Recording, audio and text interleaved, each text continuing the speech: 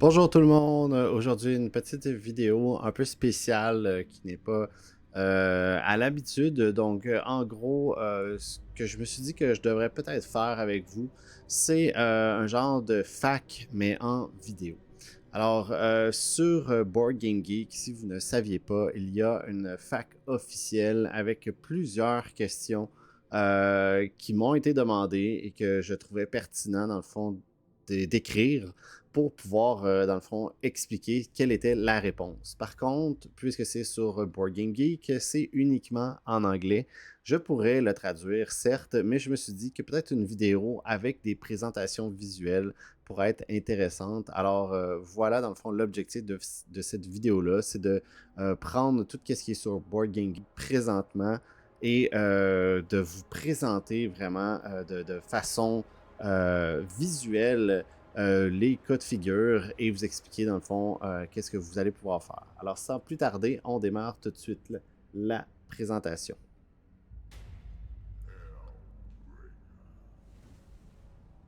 Alors, je me suis fait un petit montage juste pour pouvoir aller chercher les éléments vite vite en espérant dans le fond pouvoir accélérer un peu la présentation et tout ça pour éviter que ça dure trop longtemps. Je ne sais pas combien de temps ça va prendre faire la présentation, mais bref, vous allez voir tous les éléments. Donc, je vais vraiment passer à travers de chacun et je vais traduire dans le fond ce qui est indiqué. Alors, ça se peut que des fois vous m'entendiez parler en anglais ou quoi que ce soit. Je vais essayer de vraiment faire ça le plus simple possible. Alors, on débute par la première question. Donc, de quoi les cartes communes sont constituées? Donc, nulle part dans le livret de règles, c'est indiqué c'est quoi, dans le fond, les cartes communes. Donc, c'est une erreur de ma part. En fait, il devrait avoir l'icône juste ici donc, cette icône-là, normalement, ça devrait être indiqué. Je vais le prendre, je vais carrément vous le montrer. Donc, juste ici, en haut, complètement ici, il devrait avoir une icône. Voyons, je le cherche. Là. Création de la pioche commune ici. Là. Bref, il devrait y avoir cette icône-là, juste ici, pour expliquer, dans le fond, c'est quoi ces cartes-là. Alors, ce que c'est en gros les cartes communes, c'est que ça regroupe tous les objets, les enchantements, les défenses, les potions, les compétences, ainsi que les cartes compagnons. C'est tous ces cartes-là, d'où le pourquoi vous voyez vraiment toutes ces icônes-là mélangées ensemble. Ensuite, une autre question. On passe à la prochaine. Donc, de quoi la pioche des monstres est faite? Donc, c'est très simple. La pioche des monstres, normalement, est située en bas à gauche, ici, du plateau des ennemis, et c'est représenté par cette icône-là. Et c'est la même icône que vous allez retrouver sur les monstres, juste ici, comme ça. Donc, c'est la pioche des monstres. C'est les seuls monstres qui vont dans celle-ci. Mais il y a une petite twist dans le sens que le cimetière fait rajouter des monstres de départ sur la pioche des monstres. Donc, théoriquement, c'est un peu mélangé. Donc, c'est-à-dire qu'il y a des monstres réguliers ainsi que des monstres de départ.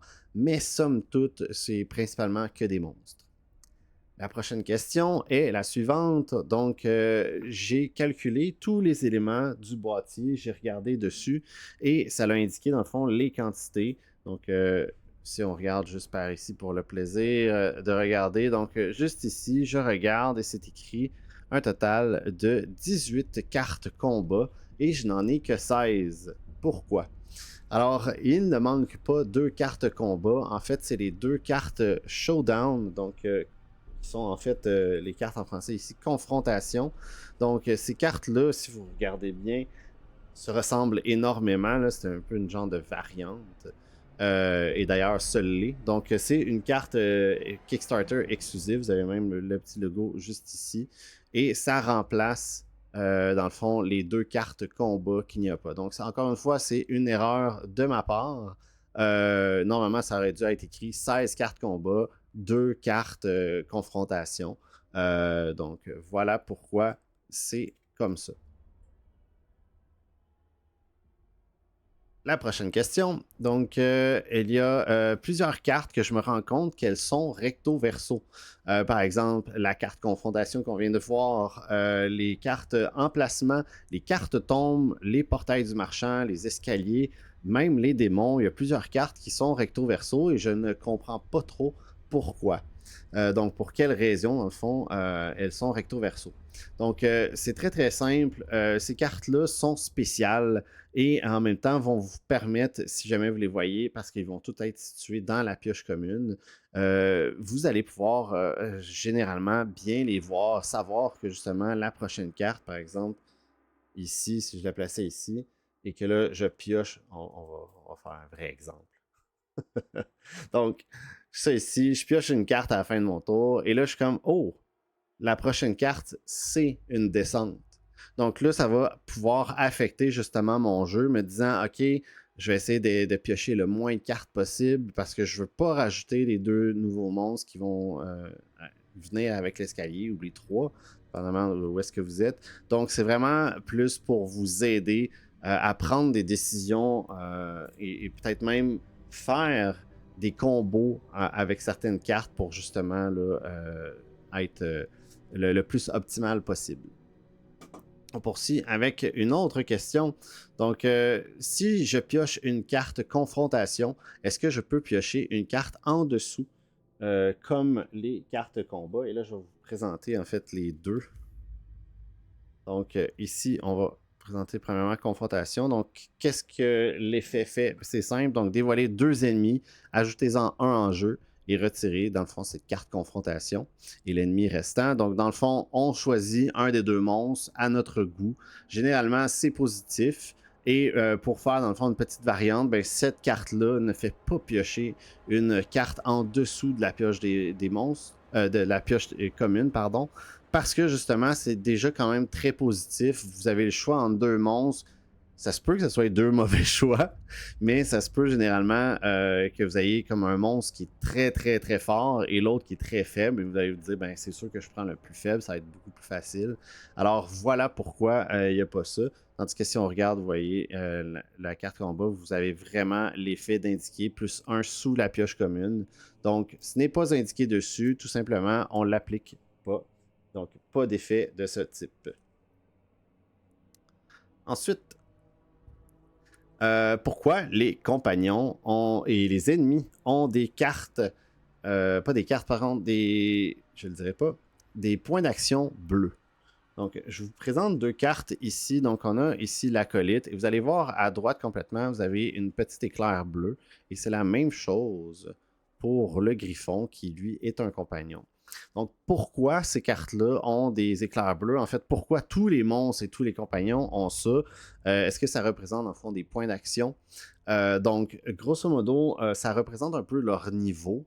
C'est-à-dire où est-ce qu'ils sont situés. Il y a certaines cartes dans le jeu qui se réfèrent à ces chiffres-là ici. Donc, il y a vraiment des cartes qui disent, bon, si vous avez plus que 5 éclairs jaunes, on le compare à celui, par exemple, d'un compagnon ou d'un monstre. Et si jamais vous en avez plus, vous faites tel effet ou plus de dégâts ou quoi que ce soit.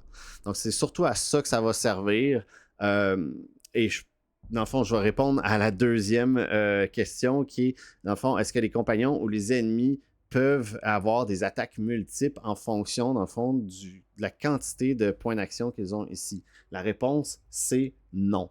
Donc, il ne va pas avoir 7 attaques de l'acolyte. Vous allez juste vous faire complètement défoncer si jamais c'était le cas. C'est toujours une carte qui est activée une seule fois pendant le tour des monstres. Donc, si jamais c'est les monstres, c'est activé qu'une seule fois. Et même chose pour les joueurs, on active une carte qu'une seule fois pendant votre tour.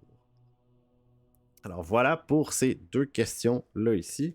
Je vais mettre ce petit bonhomme-là et lui, je vais le placer là. Tiens. On poursuit. Voilà, je répondais à ça. On va descendre un petit peu dans la liste. Donc, pourquoi équiper des objets coûte des points d'action, mais pas apprendre des sorts? Donc ça, c'est une bonne question qui m'a été posée, me disant, j'essaie de comprendre la thématique derrière pour mieux m'immerger dans le fond dans l'univers et en même temps comprendre pourquoi je peux faire certains trucs et pourquoi d'autres coûtent des points. Généralement, ça a déjà été pensé, donc honnêtement, j'ai quand même une pas pire réponse à chaque fois.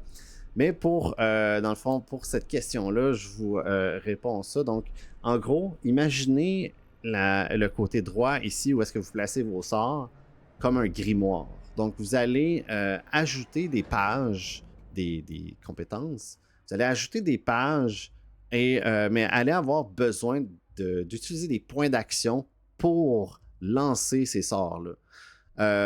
Et dans le fond, à l'inverse, si on prend les objets, vous allez avoir besoin de tout simplement prendre l'objet, donc de faire l'action, de soit la prendre ou d'attaquer avec pour pouvoir, dans le fond, faire des dégâts. Donc, c'est là la nuance, dans le fond, que j'ai essayé d'apporter dans le jeu. Donc, si on regarde ça ici, j'avais ces cartes-là, je les ai juste pas placées pendant la présentation. C'est pas grave. Donc, disons que j'ai un total de 5 cartes en main. Donc voilà, j'ai 5 cartes et je viens de piocher une carte combat et une carte tombe. Est-ce qu'à la fin de mon tour, il ne me reste que 3 cartes en main? Donc à la fin de mon tour, lorsque je pioche ces cartes-là, j'applique les effets de façon instantanée. Donc les effets tombent ont toute cette espèce de tornade-là. Même chose pour les cartes combat ici. Donc, ces cartes-là, lorsque vous les piochez, sont immédiatement activées. Et vous allez, dans le fond, appliquer les effets qui sont indiqués dessus, qui est de, par exemple, celle-ci, piocher un monstre, on l'ajoute en jeu. Et on va piocher une carte sous la pioche commune et retirer cette carte-là. Donc, on va se ramasser avec une autre carte supplémentaire qui est en dessous. Là, on va faire comme si je les piochais. Là, voilà, j'en pioche une. Et même chose pour le tombe 2. Donc, on lit, par exemple, le tombe, on l'applique, et ensuite de ça, on va faire ce qui est indiqué dessus. Donc, au final, on se ramasse avec un total de cartes en main qui est identique à le maximum qu'on peut, sauf si on pioche les cartes confrontation. Ensuite, ma quantité de cartes en main vient d'augmenter. Donc, par exemple, j'ai ici Clairvoyance, qui est une carte qui donne plus une carte en main. Je l'ai équipée. Même si j'ai pas le droit théoriquement, je viens de l'équiper. J'ai une carte supplémentaire en main. Est-ce que je peux piocher immédiatement une nouvelle carte pour pouvoir avoir les 6 cartes maximales en main? La réponse est très simple, c'est non. Alors, en gros, votre limite augmente, mais c'est seulement à la fin de votre tour que vous allez piocher le nombre de cartes requis pour vous rendre à votre maximum. Donc, même s'il vous reste une seule carte et vous l'augmentez, vous ne piochez pas de cartes. Est-ce que j'ai besoin, la prochaine question, pardon, est-ce que j'ai besoin de placer une carte enchantement qui, par exemple, augmente les dégâts d'un objet sur un objet? Donc, par exemple, j'ai ici Gemme de perforation qui fait un moins 10 d'armure à l'ennemi lorsque je vais attaquer avec une attaque à une cible ou à toutes les cibles.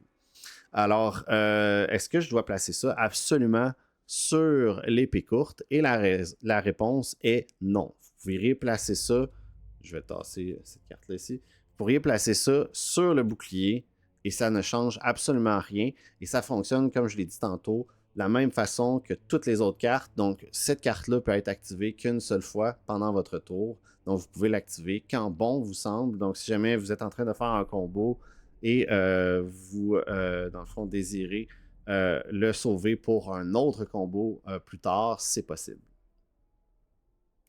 Donc, on poursuit. Je vais juste regarder où c'est que je suis rendu. On est rendu beaucoup plus bas. Voilà, on est rendu ici. Donc, la prochaine question est la suivante. J'ai un compagnon. Est-ce que je peux combiner son attaque avec la mienne? Donc, la réponse est oui, vous pouvez combiner des attaques entre les compagnons et la vôtre. Vous pouvez même aussi les booster. C'est-à-dire que si, par exemple, vous avez une carte qui fait, par exemple, je pense que c'est point faible, qui donne plus un point, pas plus un point, mais plus un dé de dégâts supplémentaires à la prochaine attaque.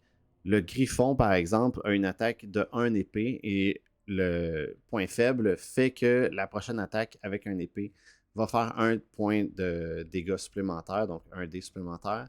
Donc, vous n'allez pas lancer 6, mais 7 dés. Donc, c'est vraiment possible d'utiliser, dans le fond, le griffon, votre compagnon, comme une extension, dans le fond, de votre arme, si on pourrait dire ça ici. L'autre question est la suivante. Est-ce que je peux attaquer des ennemis pendant mon tour, mais de façon multiple? Donc, si par exemple, il y a plusieurs ennemis, est-ce que je peux en attaquer plusieurs? Évidemment, la réponse est oui. Donc, ça dépend de c'est quoi le type d'attaque que vous avez. Donc, par exemple, vous avez ici Météore avec les 2 épées, comme j'expliquais il y a quelques secondes, et celle-ci ici qui est épée courte, qui est avec une seule épée. Donc, en gros, il y a des attaques qui peuvent attaquer tous les ennemis en vue ou uniquement un ennemi en particulier que vous avez en vue, évidemment. T'as noté que vous allez pouvoir les combiner ensemble. Donc, c'est-à-dire que je pourrais faire, par exemple, épée courte et utiliser l'attaque de mon griffon, les combiner ensemble et faire plus de dégâts sur une cible. Si jamais, par exemple, ou si je pourrais faire, par exemple, l'attaque du griffon avec les 6 dés, je les lance, je n'obtiens pas assez pour l'éliminer, je peux rajouter l'épée courte et attaquer avec celle-ci pour pouvoir faire d'autres dégâts supplémentaires. Donc, vraiment, vous avez le choix de tout combiner ensemble parce que vous savez que ça va en nécessiter beaucoup de dés, ou y aller au fur et à mesure pour peut-être, dans le fond, diviser les attaques entre d'autres monstres. Donc, par exemple, j'ai 2 monstres ici, donc mettons un ours et le serpent. Eh bien, je pourrais faire attaquer le griffon, l'ours, il est éliminé. Je prends mon épée pour attaquer le serpent géant. Donc ça, c'est quelque chose qui serait possible de faire. Par contre, dernier point, vous ne pouvez pas utiliser, par exemple, ici, Météore. Vous utilisez ça, finalement, je ne sais pas, vous ne tuez qu'un seul des monstres. Donc, mettons, on élimine ours, mais pas le serpent géant parce que ça l'attaquait tout le monde. Je ne peux pas utiliser épée courte pour achever le serpent géant. Puisque les 2 types ne sont pas identiques. Donc, c'est-à-dire qu'ici, on a les 2 épées et l'autre, c'est un épée. Donc, c'est toujours les mêmes icônes qui peuvent se combiner ensemble et pas, dans le fond, de cette façon-là. On poursuit avec la prochaine question. Est-ce qu'une carte qui réduit l'armure de l'ennemi, est-ce que, dans le fond, cet effet-là est gardé pour le prochain tour d'un joueur? Donc, c'est-à-dire que on joue à 2. Je fais une attaque qui fait réduire les points d'armure, comme par exemple la gemme de perforation que je viens d'expliquer. J'élimine pas le monstre. Est-ce que la réduction d'armure reste? La réponse est simple, c'est non. Donc, en gros, tout ce qui est... je vais vous présenter la carte de seconde. Donc, vous allez voir ici. Moins 10 d'armure à l'ennemi lors de votre prochaine attaque pendant votre tour. Donc, le terme pendant votre tour, c'est votre tour et à la fin de celui-ci, vous perdez dans le fond cet effet-là. Et c'est la même chose pour toutes les cartes. Donc, très très simple, vous ne pouvez pas combiner. La suivante, donc, est-ce que un effet qui fait qu'on réduit de 2 cartes apprises. Attendez, j'ai lu trop vite.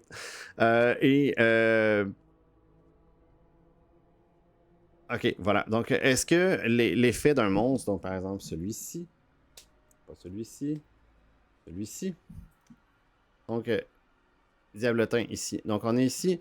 Est-ce que l'effet du monstre ici, qui est moins 2 compétences apprises aux cibles touchées, veut dire qu'on ne peut pas utiliser deux compétences qui sont indiquées donc à notre choix. La bonne réponse est la suivante, donc c'est vous devez défausser des compétences apprises. Donc, ce n'est pas que vous pouvez que vous perdez des points de compétences pour pouvoir apprendre des sorts ou que vous ne pouvez pas utiliser certains sorts. C'est que vous devez défausser deux sorts de votre choix et les mettre dans la défausse. On poursuit. Donc, la suivante, ça va être avec cette merveilleuse chose-là, donc la rapace aveugle. Donc, que veut dire le -1 objet sur point de connexion rouge aux cibles attaquées? Ce que ça veut dire, c'est que l'objet qui est sur le point de connexion, donc le même petit icône juste ici, doit être tout simplement défaussé. Donc, c'est chiant, j'en conviens, mais c'est le jeu. Donc, si jamais ça l'arrivait, malheureusement, je devrais me départir de mon épée courte.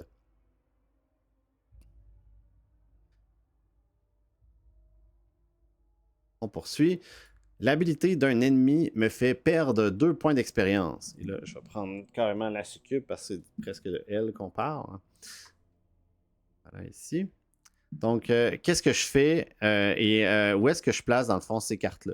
Donc, par exemple, j'ai des points de compétence ici, des points d'expérience, pardon, à droite et à gauche ici. J'ai tout ça.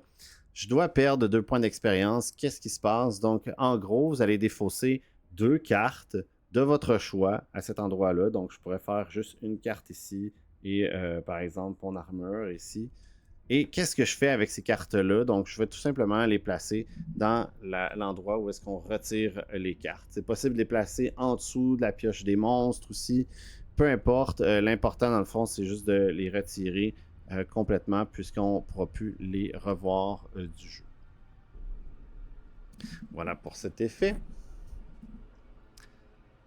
J'ai pioché une carte tombe, une carte combat. J'ai placé des trucs dessus. Et une carte emplacement. Par exemple, on va y aller avec la crypte qui est dans le jeu de base. Donc, j'ai pioché ces 3 cartes-là à la fin de mon tour. Dans quel ordre? Par exemple, on va dire que j'ai pioché 5 cartes même, ça va être encore plus simple. J'ai pioché toutes ces cartes-là dans cet ordre-là. Je viens toutes les piocher. Ils étaient tous de cet ordre-là, comme ça ici. De quel ordre, dans quel ordre, dans le fond, que je dois les appliquer? Donc, dites-vous que, par exemple, si vous avez pigé les 5 une à la suite de l'autre, ben, ça va être de gauche à droite. Donc, on va appliquer tombe 1. Après ça, on va appliquer combat. Après ça, on va appliquer crypte. Donc, vous pouvez le faire comme ça. Si jamais vous en avez pioché, vous avez pioché des cartes entre-temps, vous ne vous rappelez pas de l'ordre, c'est simple, encore une fois, c'est de gauche à droite. Donc, si jamais vous avez aucune idée de l'ordre dans lequel vous les avez piochés, donc vous avez pris les 5 cartes, vous ne savez pas si c'était celle-là qui était en dessous ou celle-là, c'est pas grave. L'important, c'est de les appliquer, dans le fond, de gauche à droite. Voilà. Placé. Choup, choup, choup. Poursuivons avec la prochaine question. Donc, l'effet d'un tome dans le livret de campagne.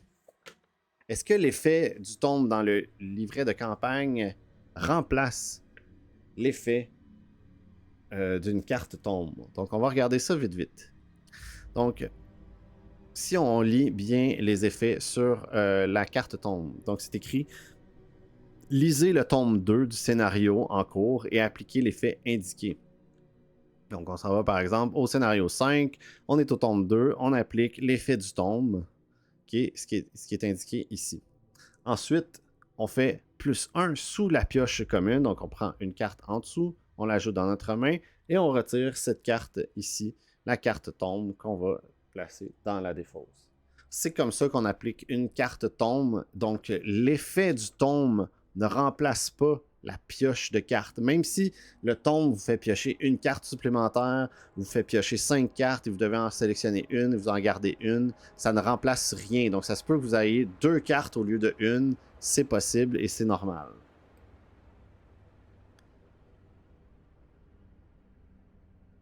Alors, la prochaine.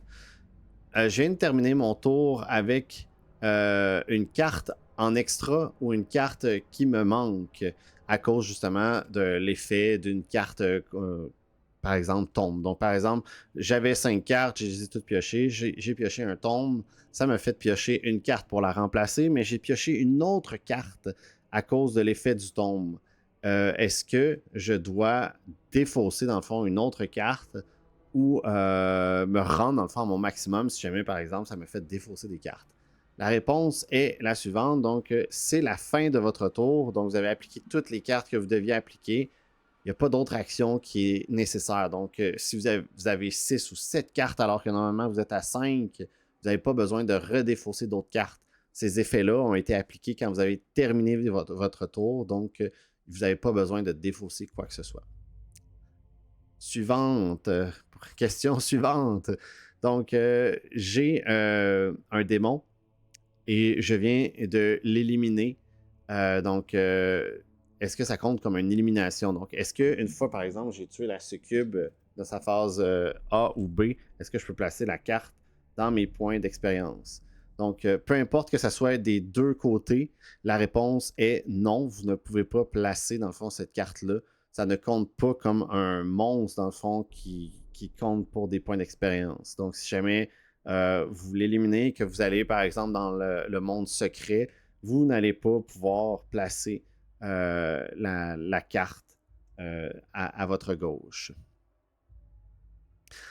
Une autre question à propos des démons. Donc, j'ai éliminé le côté A du démon et j'avais, par exemple, un effet qui retirait de l'armure, dans le fond, de ce démon-là. Donc, par exemple, celui-ci a un total de... Je vais vous faire le bel exemple visuel. Donc, par exemple, on a le moins 10 d'armure qui est juste en dessous, qui vient d'une gemme. Et on a la succube ici qui a un total de 15 d'armure. Donc, théoriquement, présentement, là, elle aurait 90 total pour pouvoir l'éliminer.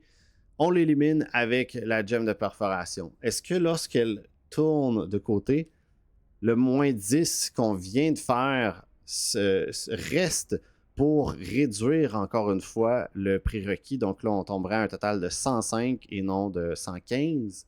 Et la réponse est non. Donc, lorsqu'on tourne le monstre, c'est considéré comme, dans le fond, comme un genre de reset, c'est-à-dire que c'est un nouveau démon, si on peut dire, et tous les effets, dans le fond, qui ont été appliqués sur celui-ci sont réinitialisés, si on pourrait dire ça ainsi.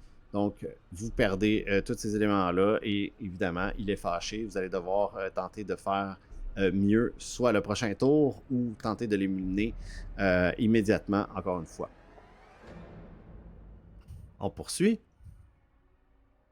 J'ai débuté une campagne et j'ai fini un scénario. Est-ce que je garde mes statistiques, mes objets et mes compétences? Donc, est-ce que là, je viens d'éliminer par exemple la succube avec ma merveilleuse gemme de perforation? Je viens de l'éliminer. J'ai terminé.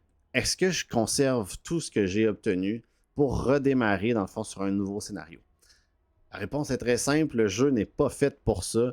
Vous allez toujours devoir recommencer une nouvelle partie, rebuilder vos trucs. L'avantage lorsque vous faites une campagne, c'est que justement, vous allez pouvoir conserver des éléments et pouvoir les transférer. Donc, par exemple, il y a des cartes que vous allez pouvoir, disons, bouclier sacré. Vous allez pouvoir peut-être le transférer à l'âne. Vous allez peut-être pouvoir démarrer immédiatement avec Météore dans votre main ou le griffon ou quoi que ce soit. Donc, bref, vous allez pouvoir transférer des éléments, mais vous ne gardez rien officiellement de tout ce que vous avez obtenu. Sinon, lorsque vous allez démarrer la partie, ben, ça va être très très simple, vous allez gagner.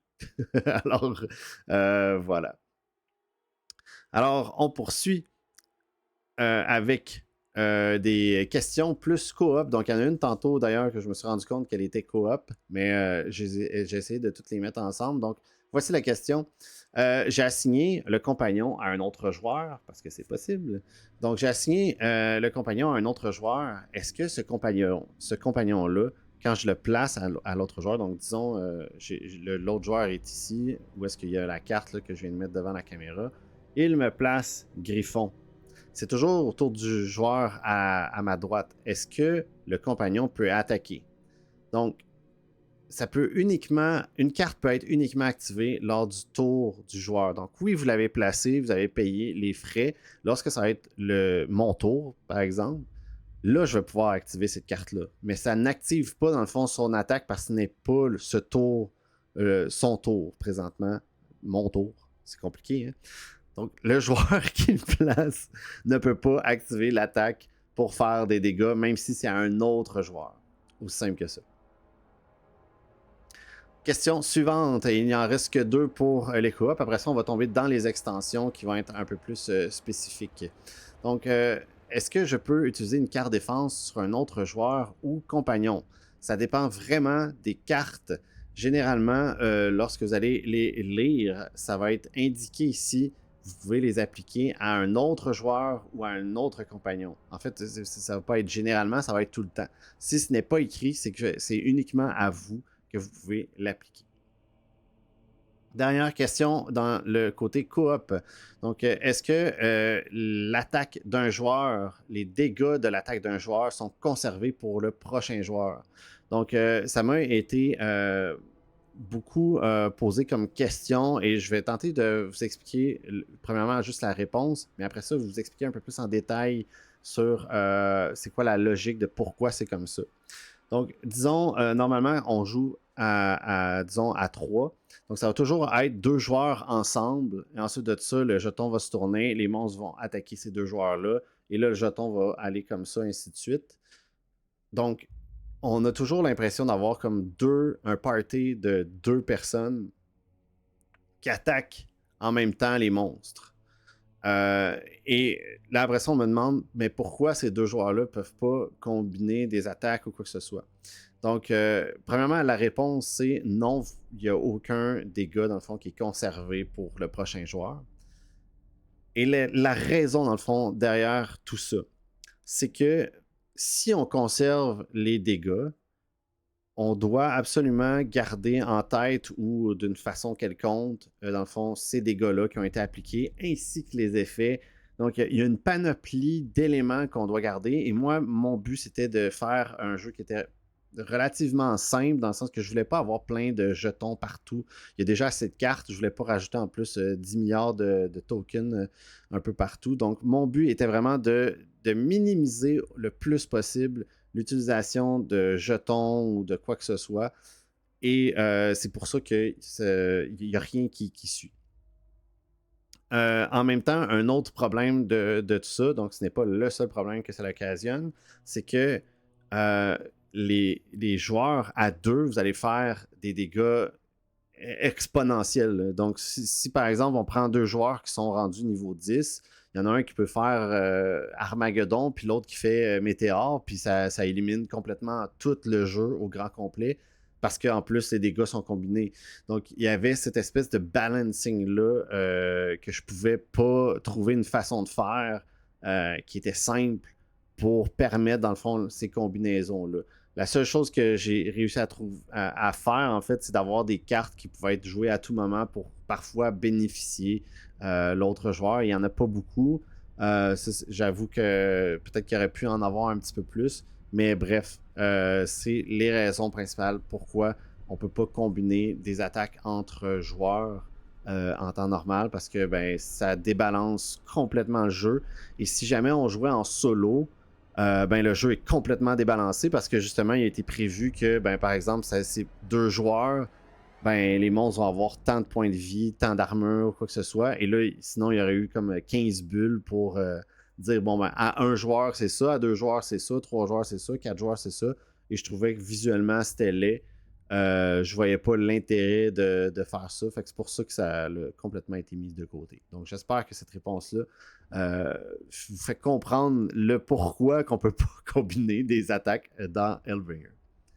Alors, on poursuit avec la prochaine extension, en fait la première extension, donc c'est Butin et Marchand. Donc, la première question, il n'y en a que 4. Donc, les deux extensions, la plupart des questions sont très courtes. Donc, il y en a pas beaucoup. C'est plus ça que je veux dire. Donc, voici la première. Je viens de piocher une carte ossement ou des ossements, le jeton ossement, pendant la phase d'achat du marchand. C'est où est-ce que je place la carte dans le fond du marchand que je viens de piocher. Donc, par exemple, je viens de piocher le portail, juste ici, je vous le présenter. Donc, portail du marchand, je viens de piocher ça ici et j'avais dans ma main le token des ossements ou la carte ossement qui est identique. Ça fait juste les remplacer.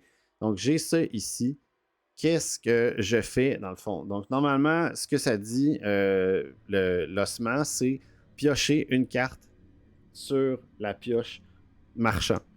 Donc, où est-ce que je la place, cette carte-là? Est-ce que je la mets ici? Est-ce que je l'échange? Est-ce que je l'ajoute à côté? C'est très simple, vous l'ajoutez dans votre main. Donc, il n'y a rien d'autre à faire à part ça. La prochaine question. Je viens de vendre 2 objets, 2 cartes en fait, pendant la phase du marchand. Donc, dans le fond, on peut vendre des éléments au marchand. Et là, je décide par exemple de vendre ces 2 cartes-là. Je pioche un jeton ou une carte et ça la donne que je viens de piocher un ossement. Qu'est-ce qui se passe? Donc, c'est très simple. Vous allez devoir défausser une carte supplémentaire. Donc, malheureusement, je dois me départir, par exemple, de cette carte-là ici. Mais je pioche une carte. Donc, j'applique immédiatement l'effet, à moins que vous ne vouliez pas, ce qui serait un peu bizarre. Mais j'applique immédiatement l'effet et je me ramasse avec une carte marchand supplémentaire dans ma main. Donc, c'est un mal pour un bien. Vous ne savez pas c'est quoi. C'est comme un objet gratuit. C'est un peu du gambling, si on pourrait dire. Là-dessus. Alors, voilà pour cette question. La prochaine, donc, je viens de piocher une carte portail du marchand. Donc, elle était sur le dessus. Et en dessous, ça m'a fait piocher une carte parce que la carte marchand me fait piocher une carte sous la pioche commune. Et il est noté que dans le fond, on doit en mélanger une seule parmi toutes les cartes restantes. Donc, ça se pourrait que vous piochez justement la carte sur le dessus et la carte en dessous. Qu'est-ce qui se passe? On a 2 portails du marchand. Alors, c'est simple. Vous appliquez la première carte que vous venez de piocher. Vous faites la phase du marchand, donc vous achetez des trucs, vous échangez des cartes, vous utilisez vos pièces d'or ou vos cartes ossements, peu importe. Vous avez terminé, on place la carte, c'est terminé, et on applique une seconde fois le portail du marchand. Donc, on retourne encore une fois au marchand, on rapplique 3 autres cartes. Donc, c'est comme si vous aviez, par exemple, 6 cartes du marchand back-à-back, mais vous ne savez jamais c'est quoi les 3 prochaines. Donc, c'est vraiment juste un paquet de 3. Prochaine question. Est-ce que je peux augmenter les dégâts de... Là, je ne me rappelle pas du nom. Je vais vérifier. Fléau. Je l'ai mis ici. De poignard, voilà. Je cherchais knife et j'avais juste couteau en tête. C'était pas le bon, le bon terme. Donc, est-ce que je peux augmenter les dégâts de coups de poignard avec n'importe quelle carte pour avoir plus de chances d'augmenter les dégâts? Puisque dans le fond, si j'obtiens un 10, je vais pouvoir faire le 4D supplémentaire. Donc, la réponse est non. Donc, en gros, ici, vous avez coup de poignard qui fait 2. Et juste en dessous, c'est écrit plus 4 si vous obtenez au moins 10 sur un dé provenant de coup de poignard. Donc, c'est juste les 2 dés qui viennent de poignard qui peuvent permettre d'obtenir le 4D supplémentaire. Et vous avez en bas le plus 1 à coup de poignard. Donc, c'est-à-dire que là, vous allez lancer 3 dés. Donc, vous avez une chance supplémentaire, plusieurs chances supplémentaires d'obtenir le plus 4. Donc, et ça, c'est uniquement pour le druide et le chasseur. Donc, il n'y a aucune autre façon d'augmenter les chances de faire des dégâts avec le poignard. Pas d'augmenter les dégâts, mais d'avoir plus de chances de faire le plus 4. On va dire ça ainsi. Voilà, fait que c'est terminé pour cette extension-là. Il en reste qu'une seule avec 5 questions. Donc après ça, je vais arrêter tout ça. Donc j'espère que c'est pas trop long. Bref, on poursuit donc quête et événements. La prochaine question est la suivante. Donc je viens de piocher une carte événement, mais elle ne peut pas être appliquée parce qu'il n'y a pas de monstres en jeu. Donc par exemple, tous ces monstres-là, on va les replacer sur les éléments ici. Imaginons qu'il n'y a aucun monstre ici et je pioche Sanctuaire maudit. Donc c'est écrit placer cette carte sous l'ennemi. Il n'y en a pas. Que fais-je? Donc ça ne va pas au prochain. Puisque la carte ne peut pas être appliquée, la carte est tout simplement défaussée. Donc tant mieux. Ça fait ça de moins à gérer. Est-ce que je peux accumuler, la prochaine question, est-ce que je peux accumuler une carte que je viens de prendre de la défausse de la pioche commune et de la placer en dessous d'une quête pour pouvoir appliquer les effets. Donc là, j'ai pas d'exemple. J'ai oublié de la sortir, celle-là, c'est la seule. En gros, si jamais vous avez... là, j'ai juste les termes en... Je pense que c'est pileur et prière. Donc, c'est ces deux cartes-là qui vous permettent d'aller rechercher des cartes dans la défausse ou même des effets de tombe, par exemple. Donc, si par exemple, vous allez chercher des cartes de la défausse, ces cartes-là, généralement, sont bloquées. C'est-à-dire que vous ne pouvez pas faire quoi que ce soit avec. Donc, vous l'avez dans votre main pour le prochain tour. Donc, si jamais vous avez une carte de quête secondaire qui est en face de vous, vous ne pouvez pas prendre cette carte-là qui vient d'être récupérée pour la placer en dessous pour obtenir l'effet qui est indiqué sur la quête secondaire. Vous devez vraiment attendre au prochain tour. Question suivante. Qu'est-ce qui arrive si je pioche une side quest, donc une quête secondaire, et que les prérequis sont déjà obtenus? Donc, par exemple, je pioche ici surpuissant. Si vous avez plus de 55 points de vie, placez surpuissant dans vos points d'expérience. Disons que je suis le guerrier et que j'ai déjà 55. Je pioche ça, qu'est-ce qui se passe? C'est gratuit, bravo. Donc, il n'y a rien de spécial, vous l'obtenez sur le champ. Un petit hint comme ça, donc si par exemple on obtient cette carte-là et que vous avez une carte élixir qui donne des points de vie supplémentaires temporairement, ça fonctionne. Donc il y a plusieurs façons dans le fond d'aller chercher ces petits points d'expérience-là gratuitement. On poursuit avec l'avant-dernière question. J'ai pioché un sarcophage maudit. Donc, je viens de le piocher. Ce que ça dit, c'est sans regarder sous la carte, placez un monstre de vos points d'expérience sur le plateau ennemi. Donc, je regarde sur mes cartes et ça la donne que cette carte-là, je l'ai piochée en début de partie. Je n'ai pas de monstre. Donc, c'est important, je vais vous montrer. L'icône doit être identique. Donc, ici, c'est vraiment un monstre. Ce n'est pas un ennemi, c'est un monstre. Donc, vous voyez ici, l'icône ne concorde pas. Donc, présentement, je ne peux pas appliquer la carte parce que je n'ai pas de monstre. Donc, la carte est tout simplement défaussée. Question finale. Donc, je viens de piocher un sanctuaire, par exemple, des damnés, ou l'autre sanctuaire qu'on m'a montré tantôt, qui est le sanctuaire maudit ici. Donc, je viens de piocher un de ces deux sanctuaires-là. Et il y a un démon en face de moi. Ici, sur la face A.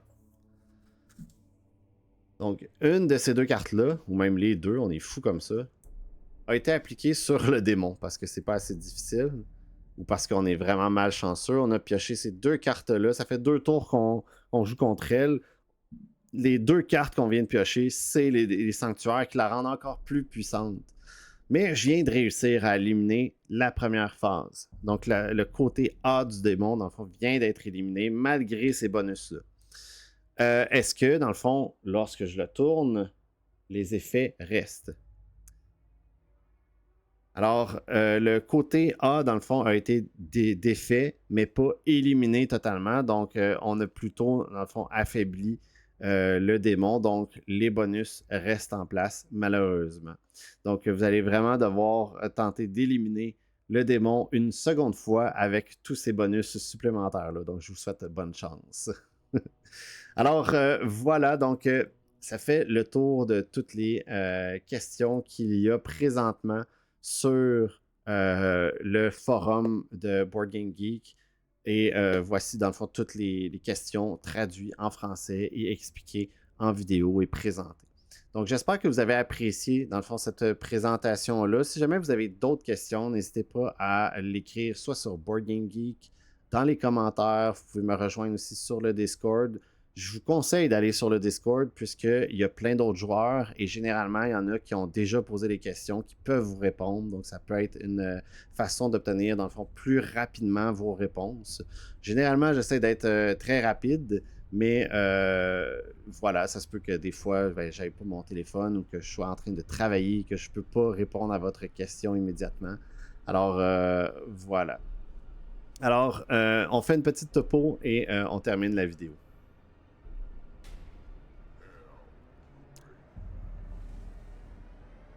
Alors voilà, donc un énorme merci d'avoir visionné la vidéo. Comme je vous l'ai dit déjà, si vous avez des questions, n'hésitez pas, ça va faire plaisir de vous répondre. Et si vous avez apprécié tout ça, ben, n'hésitez pas à laisser un petit pouce, ça l'aide toujours pour l'algorithme. N'hésitez pas non plus à rejoindre la chaîne YouTube de Hellbringer, on est rendu plus de 200. Merci énormément à tous ceux qui se joignent à la communauté, autant sur le YouTube, le Facebook, l'Instagram et même le Discord. Donc, on grossit de plus en plus. J'adore ça, voir de plus en plus de personnes discuter à propos de Hellbringer. Ça fait plaisir de vous voir jouer, d'avoir du plaisir.